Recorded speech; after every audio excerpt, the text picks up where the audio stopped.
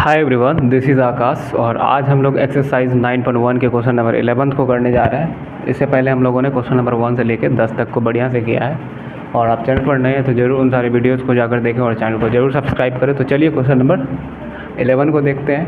Question number 11 given है, a TV tower stands vertically on a bank of canal from a point on the other bank directly opposite the tower. The angle of elevation of the top of the tower is 60 degree. From another point 20 meter away from this point on the line joining the point to foot of the tower, the angle of elevation of the top of the tower is 30 degree and find the height of the tower and the width of the canal. तो question को पहले हम समझते हैं। Question में given है कि एक आपके पास टावर है, टीवी टावर है, जो कि एक मतलब क्या है ना, एक कैनाल है, उसके बैंक पे वो लगा हुआ है। ठीक है, मतलब अगर हिंदी में बोले तो कैनाल एक नहर होता है। नहर क्या होता है ना, एक छोटा नदी टाइप का होता है जिसमें पानी का फ्लो होता है। तो मान लीजिए वहाँ पे एक टीवी टावर लगा हुआ उसके बैंक के सामने, उसके किनारे में।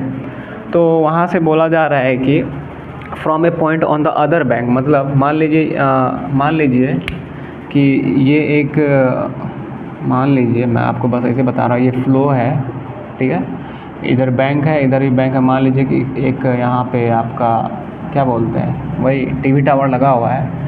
तो ये बैंक के इस साइड लगा हो, तो बैंक के अपोजिट साइड के लिए वो सिचुएशन दिया गया है। द टॉप ऑफ द, देखिए यहाँ पे from A point on the other bank directly opposite the tower. पहले हम क्या करते हैं ना, देखिए यहाँ पे मैं एक सिचुएशन बनाता हूँ। एक टावर है, ठीक है, एक टावर बना लिए हम लोग, टावर बना लिए। ये टावर का टॉप हो गया, ये बॉटम है। मान लीजिए वो टावर पी क्यू है जिसका हाइट। अब बोल रहा है कि मान लीजिए ये जो है आपका किसी एक मतलब ये जो आपका क्या बोलते हैं, ये जो कैनाल है आपके, मान लीजिए कैनाल के किसी एक बैंक पे जो है आपका ये पी क्यू जो है आपका टीवी टावर है, और जस्ट इसके अपोजिट में जो है दूसरे बैंक पे जो है एक कोई पॉइंट है। मान लेते हैं यहाँ पे कोई पॉइंट है। तो इस पॉइंट से जो एंगल ऑफ एलिवेशन होगा ना टीवी टावर का, वो आपको गिवन है कितना है, 60 डिग्री है। ठीक है, वो आपको गिवन है कितना, 60 डिग्री गिवन है। ठीक है, एंड फिर बोला जा रहा है from another point 20 metre away from this point. ये जो पॉइंट हम लोगों ने यहाँ मान लेते हैं, वो पॉइंट हम लोगों ने एम लिया था। अब इस पॉइंट से 20 मीटर अवे, मतलब इससे दूर, देखिए यहाँ पे 20 metre away from the point on the line joining the point to the foot of the tower. अब देखिए यहाँ पे आपको लग रहा होगा कि 20 मीटर किधर जाएं, इधर भी जा सकते हैं, इधर भी जा सकते हैं। इस पॉइंट से अवे में इधर भी हो सकता है, इधर भी होगा। बट यहाँ पे गिवन ये भी है कि 20 metre away from the point on the line joining the point to the foot of the tower. ये जो टावर का फुट था, तो इस डायरेक्शन में जाना, मतलब देखिए यहाँ पे इस डायरेक्शन में जाना है, और इस पॉइंट से अवे। तो यहाँ पे क्या होगा, ये पॉइंट कहीं पे यहाँ पे हो जाएगा। तो ये इस पॉइंट को हम 20 मीटर यहाँ पे डिनोट कर देते हैं, और ये पॉइंट को हम एन पॉइंट ले लेते हैं। ठीक है, अब इस पॉइंट से जो है ना बोल रहा है क्या, the angle of elevation of the top of the tower is 30 metre. अब इस पॉइंट से जो यहाँ पे टॉप का हम लेंगे एंगल ऑफ एलिवेशन, उसके बारे में बोला जा रहा है कि ये अब एंगल 30 डिग्री होगा। ठीक है, अब फिर बोला जा रहा है find the height of the tower and the width of the canal. तो विड्थ ऑफ कैनाल क्या हो जाएगा, ये वाला यहाँ से लेके यहाँ तक, ये विड्थ ऑफ कैनाल होगा। क्योंकि क्या था ना, एक बैंक के किनारे था एक आपका वही टीवी टावर, और दूसरे बैंक पे क्या था, एक पॉइंट था। तो बैंक के बीच का विड्थ क्या हो जाएगा भाई, विड्थ ऑफ द कैनाल, क्योंकि यहीं पे फ्लो हो रहा है। और इस पॉइंट से 20 मीटर डिस्टेंस में हम एक दूसरा पॉइंट लिए, वहाँ से 30 मीटर इसका क्या था, एंगल ऑफ एलिवेशन। और हमें अब निकालना क्या, हाइट निकालना, height of the TV tower and ये विड्थ निकालना है। ठीक है, तो इसके लिए हम क्या करते हैं ना, देखिए इसके लिए हम क्या करते हैं, हम यहाँ पे पहले लिख लेंगे let P Q is height of TV tower, height of TV tower. ठीक है, एंड एम क्यू क्या है यहाँ पे, एंड एम क्यू भी हमें निकालना जो कि विड्थ ऑफ कैनाल है। M Q is width of canal, यही दो चीज़ हमें निकालना है। तो इसके लिए हम क्या करते हैं, पहले हम लोग ट्रायंगल पी एम क्यू लेते हैं या पी क्यू एम लेते हैं। पहले हम लोग ट्रायंगल पी क्यू एम लेते हैं, पी क्यू एम। इसमें क्या होगा ना, 60 डिग्री एंगल ऑफ एलिवेशन है, तो 10 60 ले लीजिए यहाँ पे। तो यहाँ पे 10 60 क्या हो जाएगा, परपेंडिकुलर बाय बेस। 60 के लिए परपेंडिकुलर ये होगा और बेस ये होगा, तो बेस हो गया पी क्यू, तो बेस हो गया आपका पी क्यू और सॉरी परपेंडिकुलर हो गया पी क्यू और बेस हो गया क्या एम क्यू। तो आप यहाँ पे एम क्यू लिख लेंगे, पी क्यू तो हमें निकालना ही है, ठीक है।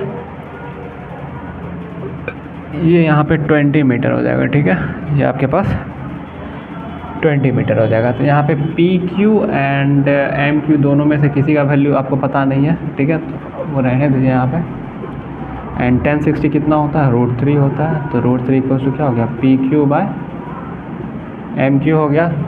अब हम ट्रायंगल देखते हैं किसमें, इन ट्रायंगल, अब ये वाला पी क्यू एन में, मतलब बड़ा वाला ट्रायंगल, ये और ये पी क्यू एन वाला ट्रायंगल में, ठीक है, in triangle P Q N. यहाँ पे क्या होगा ना, यहाँ पे एंगल ऑफ एलिवेशन 30 डिग्री है, तो आप 10-30 ले लीजिए। यहाँ पे 10-30 क्या हो जाएगा, परपेंडिकुलर है बेस, तो परपेंडिकुलर यही हो जाएगा पी क्यू। इस बार बेस क्या हो जाएगा, बेस में ये टोटल आ जाएगा, मतलब ये वाला भी और ये वाला भी पार्ट, तो बेस में क्या हो जाएगा क्यू एन और पी क्यू तो आपको वैल्यू पता नहीं है, पी क्यू को रहने दीजिए। क्यू एन को आप क्या लिख सकते हैं, Q M plus M N, और एम एन का वैल्यू 20 है, मतलब 20 प्लस ये वाला पार्ट लिख सकते हैं। तो आप यहाँ पे लिख दीजिए 20 प्लस ये वाला पार्ट कितना हो जाएगा, एम क्यू।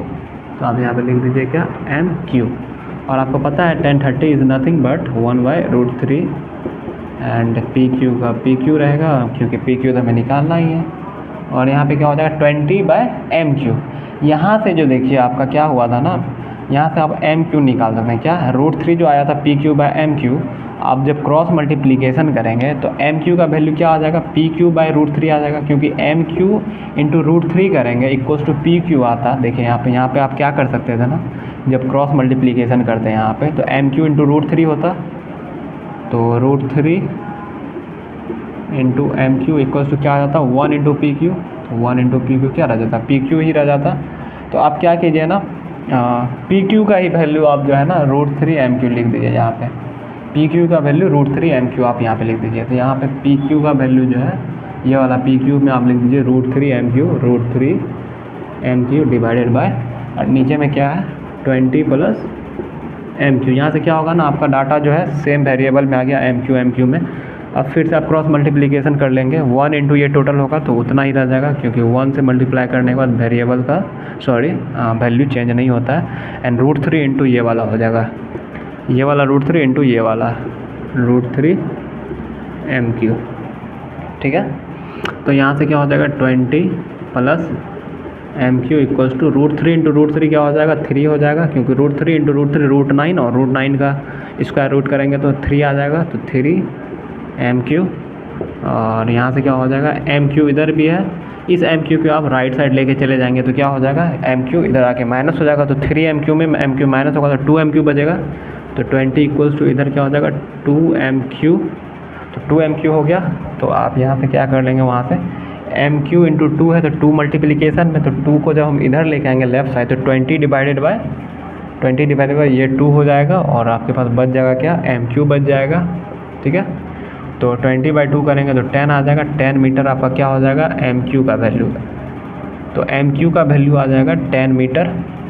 तो एम क्यू क्या था, ये वाला पार्ट था, तो एम क्यू का वैल्यू आ गया 10 मीटर, जो कि विड्थ ऑफ द कैनाल है। देखिए विड्थ ऑफ द कैनाल, तो ये आपके पास आ गया कितना, आप बाद में लिख लेंगे सेम इसी टाइप से, बाद में आप लिख लेंगे एम क्यू का वैल्यू क्या हो जाएगा 10 मीटर लिख देंगे। So width of the canal M Q equals to 10 metre. And आपको हाइट भी निकालना था पी क्यू, तो हाइट आप कैसे निकालेंगे, हाइट पी क्यू देखिए कैसे निकलेगा, यहाँ से निकलेगा, कहाँ से निकलेगा, देखिए ये जो वैल्यू आया था √3 M Q equals to P Q, तो यहाँ से आप निकाल सकते हैं। ये जो वैल्यू है आपके पास √3 M Q equals to P Q, height of TV tower क्या है पी क्यू, तो हमें पी क्यू ही निकालना है। तो √3 और एम क्यू का वैल्यू कितना निकला, एम क्यू का वैल्यू निकला था 10 मीटर। देखिए यहाँ पे कितना निकला था 10 मीटर निकला था, एम क्यू का वैल्यू 10 मीटर निकला था। तो यहाँ पे हम 10 पुट कर देंगे और यहाँ से हमको पी क्यू मिल जाएगा। तो √3 इंटू 10 करेंगे तो 10 √3, और ये मीटर में आएगा, और ये क्या है पी क्यू है, और पी क्यू क्या है आपका height of the TV light, TV tower. तो 10 √3 इसका वैल्यू आ जाएगा 10 √3 मीटर। तो हम लोगों ने सॉल्यूशन कर लिया क्वेश्चन नंबर 11 का। आई होप कि आप लोगों को समझ में आएगा। चैनल पर नए हैं तो ज़रूर चैनल को सब्सक्राइब कर लेंगे और अपने दोस्तों में ज़रूर शेयर कर देंगे। और मिलते हैं नेक्स्ट लेक्चर में क्वेश्चन नंबर 12 के साथ। तब तक के लिए हंसते रहिए, मुस्कुराते रहिए। Take care, bye.